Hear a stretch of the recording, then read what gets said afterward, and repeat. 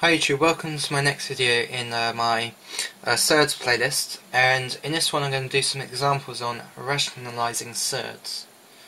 So what I mean by this, if you have a question in your non-calculator exam, such as this, they may present you this and they'll ask you to rationalize it.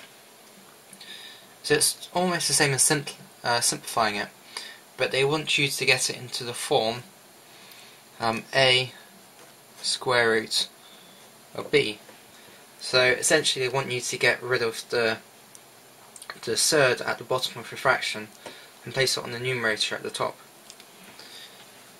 So to solve this, to get rid of the surd at the bottom, you're going to have to multiply it by itself, and by multiplying it by itself it will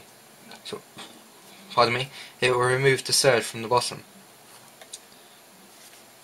So if you multiply this by square root of 2 and this by the square root of 2, we get 2, because the square root times the square root will, when it's the same value on the bottom, the radicand, it will remove the square root from itself.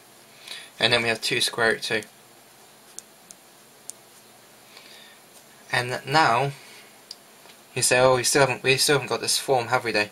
But we can get rid of the 2 on the bottom, because essentially it just means dividing. And if you watched my previous video, to divide, well, we simply have to, these two cancel out. So we're left with square root of 2.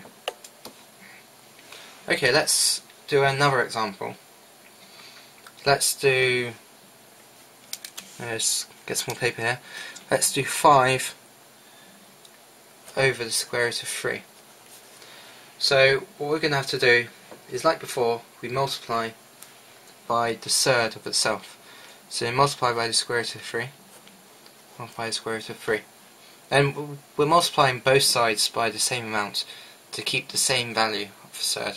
I mean, if we were to just multiply the bottom by the square root of 3, we would be adjusting the actual true value of this surd here. So anyway, if we do this, square root of 3 times square root of 3 equals 3, and then we have 5 square root of 3. So you may say, oh look, we're still not on this form, and that doesn't divide exactly.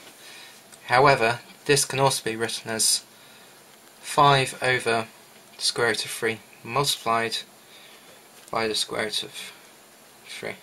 But simply just divided the square root. Just divided the surd. So I hope this video helped you to understand the basics of rationalizing surds. I'm going to be uploading some more videos on perhaps some more advanced examples of rationalizing. I just encourage you to find a worksheet online and practice rationalizing. Thank you for watching, and goodbye.